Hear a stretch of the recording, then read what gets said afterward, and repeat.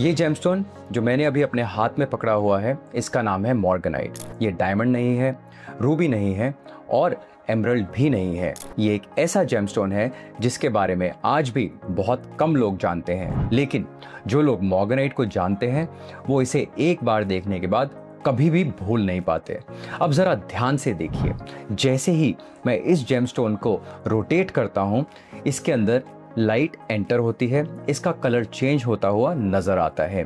एक एंगल पर ये डीप पिंक दिखता है और दूसरे एंगल पर ये हल्का सा ब्लूइश पिंक नजर आता है। कोई कैमरा ट्रिक नहीं है, कोई एडिटिंग इफेक्ट भी नहीं है। ये मॉर्गनाइट की एक नेचुरल जेमोलॉजिकल प्रॉपर्टी है जिसे प्लेकोरिज्म कहा जाता है। मॉर्गनाइट बेरिल फैमिली का जेमस्टोन है, वही फैमिली जिसमें एमरल्ड आता है, वही फैमिली जिसमें एक्वामरीन आता है, लेकिन मॉर्गनाइट की एक अपनी ही अलग आइडेंटिटी है। और आज की वीडियो में मैं आपको मॉर्गनाइट के बारे में वो सब कुछ बताने वाला हूं जो एक जेन्युइन जेमोलॉजिस्ट को पता होना चाहिए। हम बात करेंगे इसकी हिस्ट्री की, इसकी जेमोलॉजिकल प्रॉपर्टीज की, इसके ओरिजिन्स की, वैदिक एस्ट्रोलॉजी में इसके सिग्निफिकेंस की, इसके बेनिफिट्स की, कैसे आइडेंटिफाई करें नेचुरल मॉर्गनाइट और फेक मॉर्गनाइट में डिफरेंस, और अगर आप मॉर्गनाइट परचेज करना चाहते हैं तो किस क्वालिटी का स्टोन सिलेक्ट करना चाहिए। ये वीडियो थोड़ी डिटेल्ड होने वाली है, लेकिन अगर आप मॉर्गनाइट को ज्वेलरी कलेक्शन या एस्ट्रोलॉजिकल पर्पस के लिए सीरियसली कंसीडर कर रहे हैं तो मैं रेकमेंड करूंगा कि आप इस वीडियो को एंड तक जरूर देखिए। अगर ये वीडियो आपको थोड़ी लंबी लग रही है तो आप स्पीड 1.5x या 2x भी करके देख सकते हैं। तो बिना टाइम वेस्ट किए चलिए शुरू करते हैं मॉर्गनाइट की फैसिनेटिंग हिस्ट्री से। साल था 1910, लोकेशन थी कैलिफोर्निया, यूनाइटेड स्टेट्स। वहां एक जेमोलॉजिस्ट को एक अनयूजुअल पिंक क्रिस्टल मिला। ये ना रूबी जैसा रेड था, ना सफायर जैसा ब्लू था। इसका कलर था सॉफ्ट पिंक, बिल्कुल सुबह की पहली सनलाइट की तरह। इनिशियली इस जेमस्टोन को पिंक बेरिल या पिंक एमरल्ड कहा जाता था क्योंकि ये बेरिल फैमिली का ही मेंबर था, वही बेरिल फैमिली जिसमें एमरल्ड और एक्वामरीन भी आते हैं। लेकिन 1911 में एक इम्पॉर्टेंट इवेंट हुआ। उस समय के दुनिया के सबसे फेमस जेमोलॉजिस्ट जॉर्ज फेडरिक कुंज ने इस जेमस्टोन को ऑफिशियली एक नाम दिया, एक नया नाम दिया, मॉर्गनाइट। ये नाम था अमेरिका के लेजेंडरी बैंकर और जेमस्टोन कलेक्टर जेपी मॉर्गन के ऑनर में। जेपी मॉर्गन सिर्फ बैंकर ही नहीं थे, वो जेमस्टोन्स और मिनरल्स के पैशनेट कलेक्टर भी थे। उन्होंने अपनी कलेक्शन का एक बड़ा हिस्सा म्यूजियम को डोनेट किया था। इसी कंट्रीब्यूशन को रिस्पेक्ट देने के लिए इस जेमस्टोन का नाम मॉर्गनाइट रखा गया। इंटरेस्टिंग बात यह है कि मॉर्गनाइट को इनिशियली टिफनी एंड को ने अमेरिकन ज्वेलरी मार्केट में इंट्रोड्यूस किया था, लेकिन इसका रियल पॉपुलैरिटी बूम आया लगभग 2010 के आसपास, जब एंगेजमेंट रिंग्स और लग्जरी ज्वेलरी मार्केट में लोग डायमंड के ऑल्टरनेटिव्स एक्सप्लोर करने लगे, और तब मॉर्गनाइट ने अपनी एक यूनिक आइडेंटिटी बना ली। आज मॉर्गनाइट दुनिया के सबसे ब्यूटीफुल पिंक जेमस्टोन्स में काउंट किया जाता है और ज्वेलरी इंडस्ट्री में इसकी जो डिमांड है वो हर साल बढ़ती ही जा रही है। अब बात करते हैं मॉर्गनाइट की जेमोलॉजिकल प्रॉपर्टीज की, क्योंकि किसी भी जेमस्टोन को समझने के लिए सिर्फ उसका कलर देखना काफी नहीं होता। सबसे पहली प्रॉपर्टी है कलर। मॉर्गनाइट का कलर पिंक से लेकर पीच ऑरेंज तक वेरी करता है और यही रेंज है जो इस जेमस्टोन को यूनिक बनाती है। सबसे प्रीमियम कैटेगरी होती है प्योर पिंक मॉर्गनाइट। ये मेनली माडागास्कर और नाइजीरिया से आता है। ये रेयर होता है और मार्केट में सबसे ज्यादा डिमांड इसी की होती है। दूसरी कैटेगरी है पीची पिंक मॉर्गनाइट, जो मोस्टली ब्राजील से आता है। ये थोड़ी ज़्यादा कॉमन होता है लेकिन ज्वेलरी के लिए बहुत ही ज़्यादा पॉपुलर है। और फिर आता है पेल पिंक मॉर्गनाइट, जिसमें कलर सैचुरेशन कम होता है और नेचुरली उसकी वैल्यू भी लोअर होती है। एक इंटरेस्टिंग फैक्ट, नेचुरल मॉर्गनाइट का ओरिजिनल कलर ऑफन पीच या ऑरेंज पिंक होता है। लाइट हीट ट्रीटमेंट के बाद पीच टोन्स जो हैं वो रिड्यूस हो जाती हैं और जेमस्टोन एक क्लीन पिंक अपीयरेंस डेवलप करता है। ये ट्रीटमेंट इंडस्ट्री में एक्सेप्टेबल माना जाता है, लेकिन ट्रीटमेंट डिस्क्लोजर हमेशा ट्रांसपेरेंट होना चाहिए। जेमरिशी में हम हर ट्रीटमेंट क्लियरली डिस्क्लोज करते हैं। मॉर्गनाइट की दूसरी रिमार्केबल प्रॉपर्टी है प्लेकोरिज्म। प्लेकोरिज्म का सिंपल मीनिंग है एक ही जेमस्टोन डिफरेंट एंगल से डिफरेंट कलर शो करता है। मॉर्गेनाइट में आपको पेल पिंक से लेकर ब्लूइश पिंक तक वेरिएशंस देखने को मिलते हैं। ये कोई आर्टिफिशियल इफेक्ट नहीं है, ये जेमस्टोन के क्रिस्टल स्ट्रक्चर की वजह से नेचुरली अपने आप ही होता है और इसी वजह से मॉर्गेनाइट विजुअली इतना कैप्टिवेटिंग लगता है। अब बात करते हैं ड्यूरेबिलिटी की। मॉर्गेनाइट की जो हार्डनेस है वो मोस्ट स्केल पर 7.5 से लेकर 8 के बीच में होती है।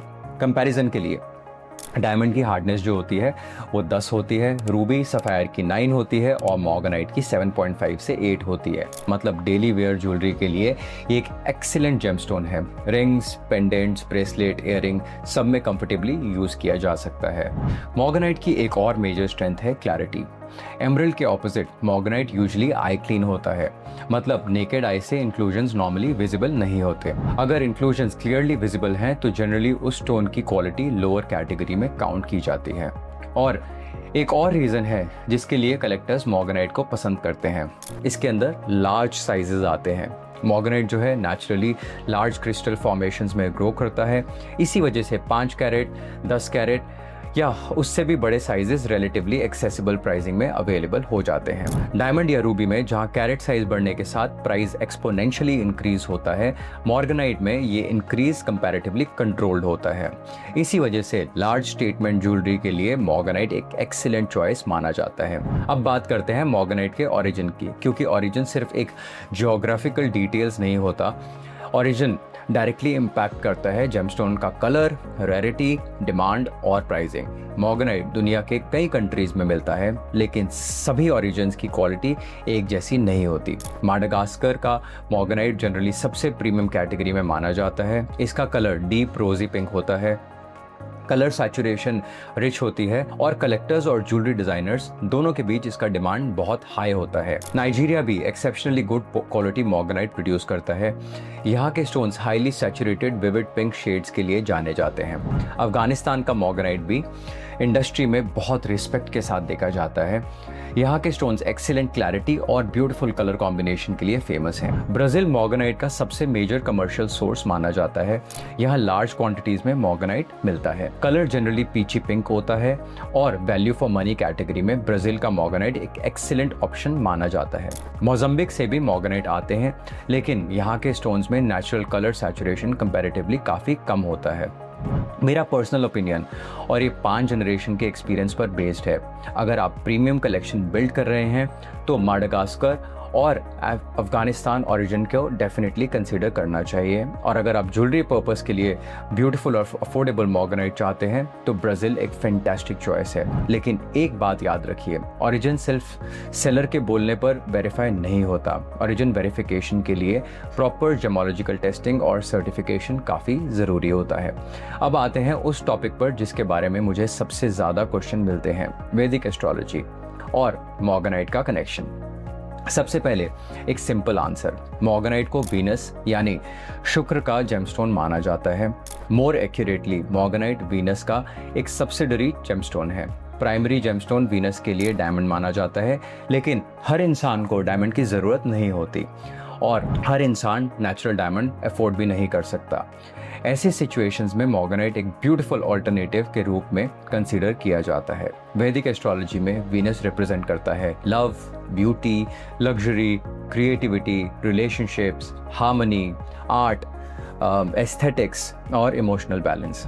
जब वीनस वीक पोजीशंस में होता है तो रिलेशनशिप्स में चैलेंजेस आ सकते हैं, क्रिएटिव एक्सप्रेशन ब्लॉक हो सकता है, इमोशनल इम्बैलेंस फील हो सकता है और पर्सनल हैप्पीनेस इफेक्ट हो सकती है। इसी वजह से वीनस जेमस्टोन का ऑब्जेक्टिव होता है वीनस एनर्जी को स्ट्रेंथन करना। मॉर्गेनाइट ट्रेडिशनली टॉरस और लिब्रा साइंस के साथ स्ट्रांगली एसोसिएट किया जाता है। पाइसेस के लिए भी एस्ट्रोलॉजर्स इसे बेनिफिशियल मानते हैं। कैंसर और कैप्रिकॉर्न नेटिव्स भी स्पेसिफिक चार्ट कंडीशंस में इसका बेनिफिट ले सकते हैं। लेकिन एक बहुत इंपॉर्टेंट बात, किसी भी ज़ोडिएक साइन के बेसिस पर ब्लाइंडली कोई जेमस्टोन वेयर नहीं करना चाहिए। फाइनल रिकमेंडेशन हमेशा बर्थ चार्ट एनालिसिस के बाद ही होनी चाहिए, क्योंकि एस्ट्रोलॉजी बहुत ही ज़्यादा पर्सनल होती है, जनरल नहीं। मॉर्गेनाइट को हार्ट चक्रा से भी कनेक्ट किया जाता है।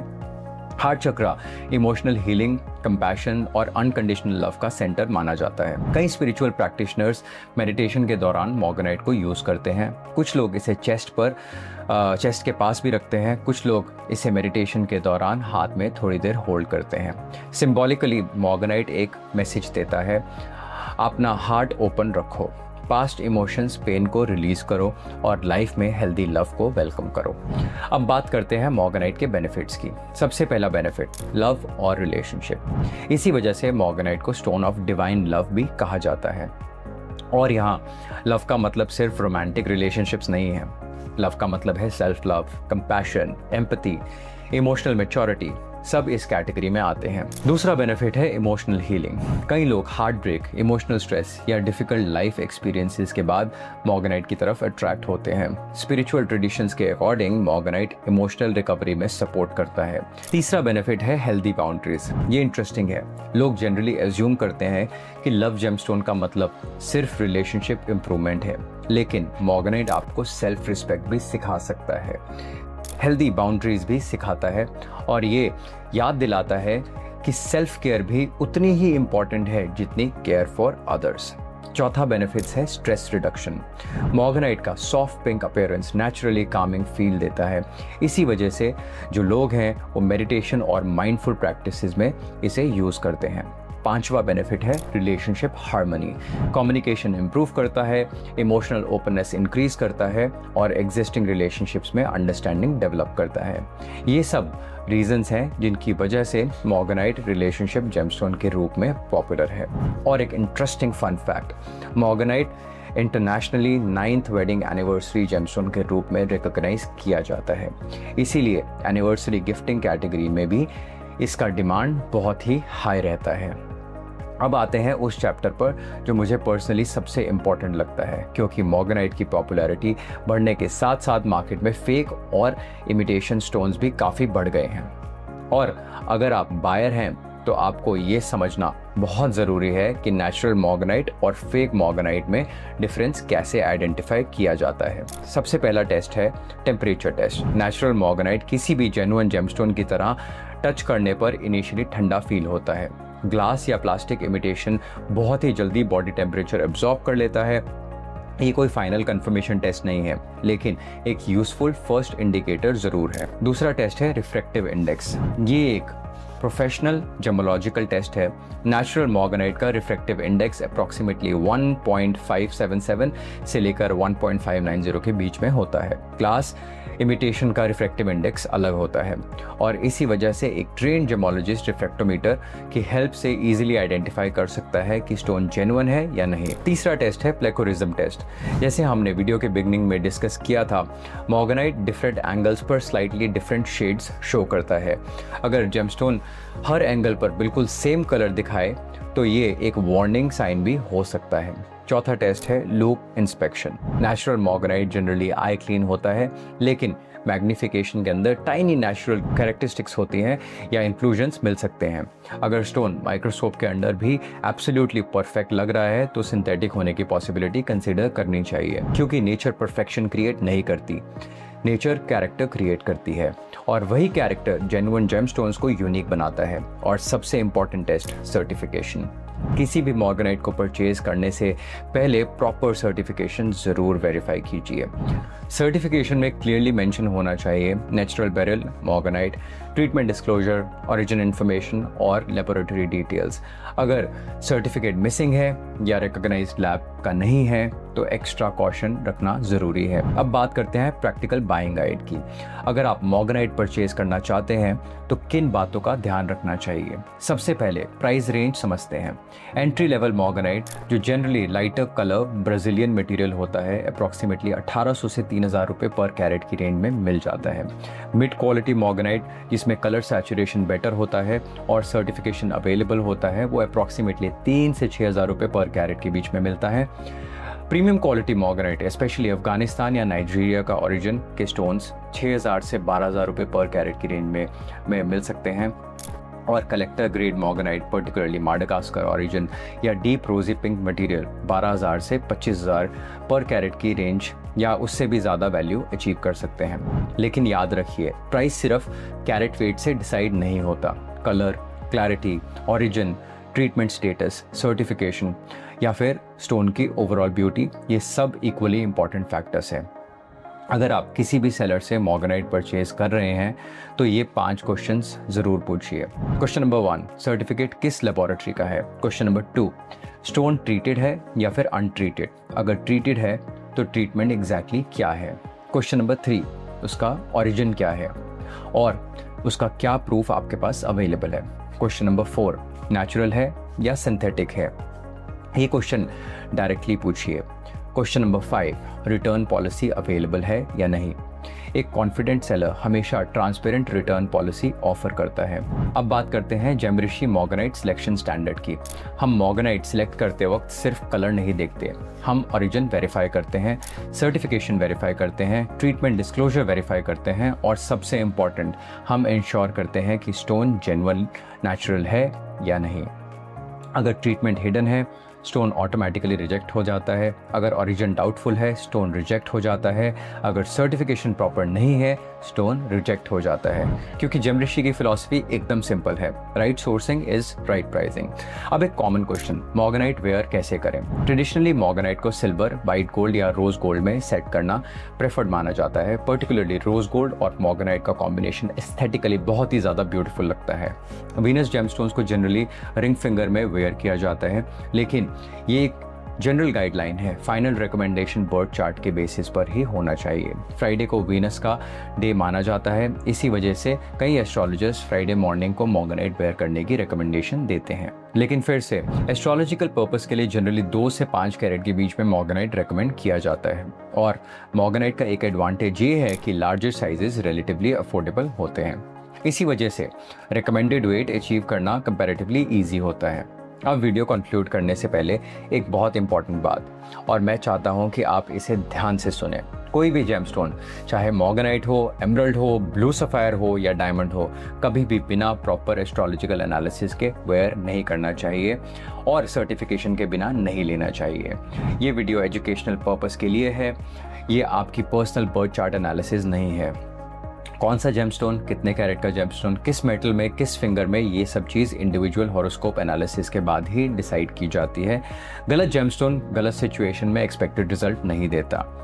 उसी के लिए पहले कंसल्टेशन, उसके बाद रिकमेंडेशन और फिर जेमस्टोन सिलेक्शन। अगर आप मोगनाइट के बारे में और डिटेल्स में अंडरस्टैंड करना चाहते हैं या ये जानना चाहते हैं कि मोगनाइट आपके लिए सूटेबल है या नहीं, तो आप कंसल्टेशन बुक कर सकते हैं। मैं पर्सनली आपके बर्थ चार्ट को देखता हूँ, राइट एस्ट्रोलॉजर्स ढूंढकर उनको वो बर्थ चार्ट देता हूँ, आपके रिक्वायरमेंट्स को वो समझते हैं और उसके बाद ऑनेस्ट रिकमेंडेशंस आपको देते हैं। और अगर आज की ये गाइड आपको वैल्यूएबल लगी हो तो इसे शेयर ज़रूर कीजिएगा। हो सकता है आपके किसी फ्रेंड, फैमिली मेम्बर या लव्ड वन को इस इन्फॉर्मेशन की ज़रूरत हो। मैं हूँ ऋषि वर्मा और ये था moganite the stone of divine love का कंप्लीट गाइड। धन्यवाद, नमस्ते।